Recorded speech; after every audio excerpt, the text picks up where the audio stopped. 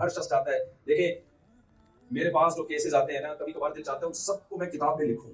جتنے واقعات آتے ہیں بہت سبق آمیز واقعات.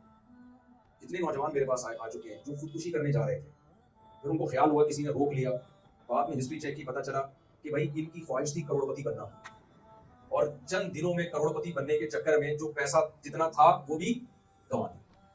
ہمیں ایسے تو یوٹیوب پہ لوگ نظر آئیں گے جو چند دنوں میں کروڑپتی بن گئے, وہ پھر واقعی آپ کو موٹیویٹ کر رہے ہوں گے, دیکھو میں نے اسٹرگل کی, دیکھو میں نے محنت کی, آج میں نے یہ کیا, آج میرے پاس اتنا پیسہ. بھائی یہ کبھی بھی تحقیق کا طریقہ نہیں ہوتا. کووڈ کے دنوں میں نا ڈاکٹر لوگ کہتے تھے نا فاصلہ رکھیں فاصلہ رکھیں, تو ان دنوں میں یوٹیوب پہ کچھ لوگوں کی ویڈیوز آنا شروع ہوئی کہ ہم نے تو فاصلہ رکھا تھا پھر بھی ہمیں کورونا ہو گیا, ہم نے تو احتیاط کی تھی پھر بھی ہمیں کورونا ہو گیا. تو لوگ میرے پاس وہ ویڈیوز بھیجتے تھے کہ دیکھو انہوں نے اتنی احتیاط کی پھر بھی ہو گیا, اس مطلب احتیاط کی ضرورت نہیں.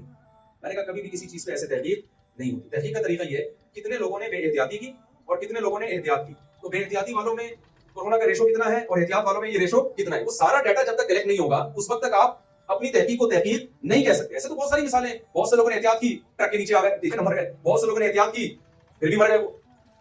لیکن بہت سے لوگوں نے احتیاط نہیں کی اور پھر بھی زندہ ہے. ایک دفعہ میں نے بیان کیا, میں نے کہا بھائی یہ آپ خوراک پہ کنٹرول کرو. یہ گٹکے پان کراچی کے لڑکے تھے نا, ان میں نے بیان کیا یہ گٹکے پان سگریٹ کینسر کا ذریعہ ہے, کتنے لوگ مر رہے ہیں اسے.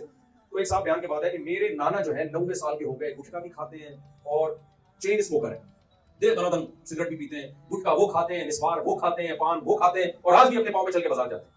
اس کا مطلب یہ کچھ بھی نہیں ہے. میں نے کہا بھائی تحقیق اس کو نہیں کہتے. تحقیق اس کو کہتے ہیں کہ سارے چین اسموکر اور گٹکے پان والوں کو آپ جمع کریں اور پھر انہیں دیکھیں آپ کے نانا جیسے کتنے ہیں. وہ 1% ہوں گے, 99% انتقال کر چکے ہوں گے, 60-65 بھی دنیا سے جا چکے ہوں گے. ایک آدھ تو ہوتا ہے ایسے, 2-4 لوگوں کو دیکھ کے تھوڑی کبھی تحقیق کی بنیاد رکھی جاتی. تو دولت کمانے جو میں بتا رہا تھا نا خودکشی کرنے کے لیے انہوں نے کوشش کی, اچانک مالدار بننے کی کوشش کی انہوں نے, نہیں بن پائی. یوٹیوب پہ دیکھ کے نا وہ فلاں آدمی ہے جو اتنا کروڑپتی, فلاں ایسی گاڑیوں میں گھوم رہا ہے, فلاں کی ایسی لگژری لائف. پھر جب وہ گھر جاتے ہیں تو ان کو اپنا وہ جو کھٹولا ہے اور وہ جو اپنے کپڑوں کے پوٹلے ہیں وہ ان کو اچھے نہیں لگتے, ڈپریشن میں جاتے ہیں, اسٹریس میں جاتے ہیں. بھائی کمپرومائز کر لو, اعتدال کے ساتھ کمانے کی کوشش کرو, کما لو ٹھیک ہے, نہیں کوئی بات نہیں. خواہشات پوری کرنے کی جگہ جب آپ روزہ چھوڑتے ہو تو کھانا ہی 30 دن تک اسکپ کر دیتے ہو. تو جو آدمی کھانا ہی قربان کرنے کا جذبہ پیدا ہو تو اس کو دال پھر اچھی لگے گی نہیں لگے گی.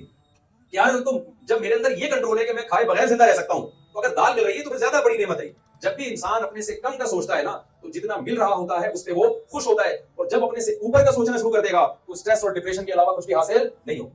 تو اسی مہینے 2 کیس خودکشی کے آ چکے ہیں میرے پاس. ایک تو بیچارہ دونوں الحمدللہ نہیں کی, ظاہر کی ہوتی تو میرے پاس آئے ہوتے, وہ اخبار میں آئے ہوتے, وہ پتہ نہیں کتنے کر چکے ہوں گے اب تک.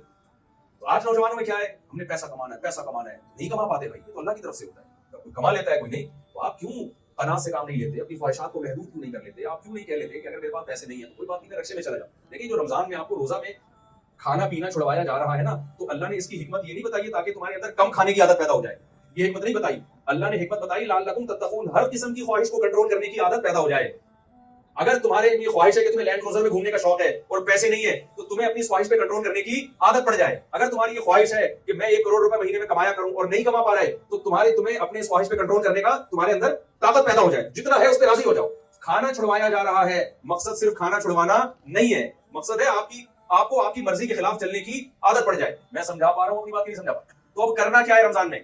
آخری بات, یہ رمضان اس جذبے سے گزارنا ہے کہ میں نے اپنی خواہشات کو کنٹرول کرنا. اچھا یہ بھی ایک اسلام کا حسن ہے. دنیا میں بہت سے مذہب ایسے ہیں جو آپ سے آپ کی ہر حلال خواہش چھڑوا دیتے ہیں. ہندوؤں میں آپ نے دیکھا ہوگا کرالنگ کرتے ہوئے جا رہے ہیں, لمبی لمبی, کپڑے نہیں پہن رہے اور گوشت نہیں کھا رہے. ایک صحابی نبی کے پاس آئے, یا رسول اللہ, حضرت عائشہ سے فرمایا کہ میں تو کبھی بھی زندگی میں گوشت نہیں کھاؤں گا, اس لیے کہ تو لذیذ چیز ہے, تو اپنی خواہشات کے خلاف چلوں گا.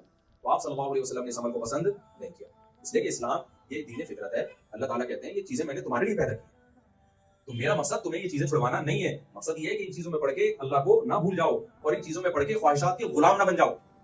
غلام بنے ہوئے آج ہم خواہشات کے. کتنے کیسز آتے ہیں نا, شوہر مالدار تھا, ذرا سا غریب ہو گیا, بیگم بھاگ گئی, کھلا لے لی, برداشت نہیں ہو رہا. بیگم میں تھوڑا سا کوئی عیب پیدا ہو گیا تو بھائی شوہر کو چاہیے گزارا چلا یار, کوئی بات نہیں, دنیا مسافر خانہ ہے, یہ خواہشات پوری کرنے کی جگہ تھوڑی ہے نا. وہ ڈپریشن میں چلا گیا. ابھی ریسنٹلی ایک ہفتہ پہلے ایک صاحب آئے, مجھے کہنے لگے, میں لڑکا تھا نوجوان, میں بہت ٹینشن میں, نے کہا کیا ہو گیا؟ کہہ رہے میری شادی 1 سال ہو گئی ہے لیکن مجھے بیوی پسند نہیں ہے. 1 سال ہو گیا, بچہ بھی ہو گیا, مگر مجھے اپنی وائف پسند نہیں. تو میں نے کہا کیا 1 سال تھوڑا یار, سب کو تھوڑی پسند ہوتی ہے, کسی کو خوبصورت مل جاتی ہے, کسی کو درمیانی مل جاتی ہے, اور سال ہو گیا, بچہ ہو گیا, تم کہہ رہے ہو. خیر میں نے تو پھر اس کو کوئی فسادیوں والا مشورہ دیا کہ ایک اور کر لو, لیکن یہ کہ میں خواتین کے بیان سن لی, یہاں وہ والے مشورے نہیں دوں گا میں.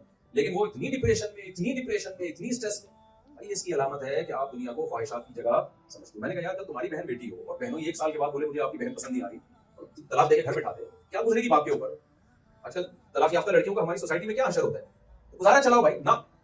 تو جب ہر آدمی نے یہ ٹھان لی ہے کہ میں نے اپنی تمام خواہشات یہاں ہی پوری کرنی ہے, تو یہ آپ ڈائری میں نوٹ کر لیں, اس کا مطلب آپ اپنے آپ کو ڈپریشن اور ٹینشن کا مریض بنا رہے ہیں. یہ خواہشات پوری ہوتی نہیں ہے, یہ ناممکن ہے. ایک خواہش پوری ہوگی وہ 10 انڈے بچے پیدا کر کے جائے گی, اور پھر وہ جب پوری کریں گے تو وہ 100 خواہشات جنم دے کے جاری ہو. آپ اپنے حکمرانوں سے آپ اندازہ لگا لو کتنی دولت, کتنی دولت. کبھی آپ نے ایک کسی ارب پتی کو دیکھا جو کرپشن کر کے ارب پتی بناؤ, اور ارب پتی بننے کے بعد کرپشن سے توبہ کر لیا اسے؟ دنیا میں ایک مثال ہے کہ یار چونکہ میں نے چوری سے کمایا لیکن اب کما لیا نا, چلو اب چوری سے توبہ کر لو. تو یہ دیکھا آپ نے نہیں کرتے بھائی, کیونکہ دل پیٹ بھرتا ہی نہیں ہے. کیا کھا لے گا, کیا پہن لے گا, کیا. تو اس لیے اللہ تعالیٰ نے ہمیں رمضان دیا کہ بھائی تھوڑا سا دوسرا رخ بھی ہے, مادہ پرست بننے کی کوشش نہ کرو. نماز دی ہمیں, رات کو نیند قربان کرنی ہے, پھر دوپہر کو کاروبار چھوڑنا ہے, پھر عصر میں کام چھوڑنا ہے, پھر مغرب میں اپنے گھر بار کو چھوڑ کے مسجد میں حاضری, پھر عشاء میں بار بار بار بار. تو جو لوگ اس طرح کی قربانیاں دیتے رہتے ہیں ان کی زندگیوں میں سکون رہتا ہے, اور جو یہ قربانیاں نہیں دیتے ان کی زندگی سے بھی سکون نکلتا ہے اور ان کے گھروں سے بھی سکون نکلتا ہے. میرے پاس جو گھروں میں زیادہ تر بے سکونی کے کیسز آتے ہیں وہ ان گھروں میں زیادہ آتے ہیں جن کے پاس سکون کی تمام چیزیں میسر ہیں. ماں باپ نے بچوں کی ہر خواہش پوری کی ہوتی ہے, ان سے قربانیاں دلوائی نہیں ہوتی جو اللہ اس کے رسول نے حکم دیا جن قربانیوں. تو نتیجہ کیا نکلتا ہے کہ ان بچوں کو پھر ماں باپ بھی برے لگے, کیونکہ دیکھیں ماں باپ کو پالنا بھی یہ خواہشات کی قربانی دیے بغیر ممکن نہیں ہے. کیونکہ اب بوڑھے باپ سے آپ کو فائدہ تو کچھ ہے نہیں, بوڑھی ماں اور باپ سے. تبھی تو گوروں نے کیا کیا, ابا 60 سال ہوتے ہی اولڈ ہاؤس ان کا مقدر ہے. وہ کہتے ہیں لائف کو انجوائے کرنے میں کباب میں جو زندگی کی کباب میں سب سے بڑی ہڈی ہے, گورا کہتا ہے وہ ہمارے ابا اور ہماری اماں ہیں. تبھی گوروں نے ابا اور اماں کے لیے کیا رکھے ہوئے ہیں, بولے نا اولڈ ہاؤس رکھے. کہتے ہیں یار جب وہ پیدا لائف کو انجوائے کرنے کے لیے ہوئے ہیں تو یہ کباب میں ہڈی کھانسیں گے, کیا کریں گے آپ, تو نچوڑنا تھا وہ تو نچوڑ لیا نا بچپن میں ابا اماں کو اس نے. تو ماں باپ کو بھی وہی رکھے گا بڑھاپے میں جس کو اپنی خواہشات پہ کنٹرول ہوگا, وہ غیرت اور حمیت کی بیس پہ قربانی دے گا. میں ایسے ایسے لوگوں کو جانتا ہوں 10 سال سے ابا کو لگوا ہوا ہے, کوما میں گئے ہیں ابا سوری, اور 10 سال ہو گئے وہ بیٹھ پہ بیٹا ان کی خدمت کر رہے ہیں. یہ جب یہ جب آپ اپنے بچوں کے اندر قربانی کا جذبہ پیدا کریں گے, ان سے روزے رکھوائیں گے, ان سے تلاوت کروائیں گے, ان سے نماز ٹائم پہ پڑھوائیں گے, اور پھر ان سے اپنی خدمت بھی کروائیں گے. یہ بھی شریعت کا حکم ہے کہ اپنی اولاد سے آپ ابھی سے اپنی خدمت لیں تاکہ ان میں خدمت کا جذبہ پیدا ہو. آج ماں باپ بچے کی ہر خواہش پوری کر کر کے بچے کو بگاڑ دیتے ہیں. وہ بچہ پھر بڑے ہو کر آپ کی خدمت نہیں کرے گا, وہ چاہے گا جو چیز بھی میری خواہش پہ رکاوٹ بن رہی ہے میں ان تمام چیزوں کو اپنی زندگی سے نکالوں.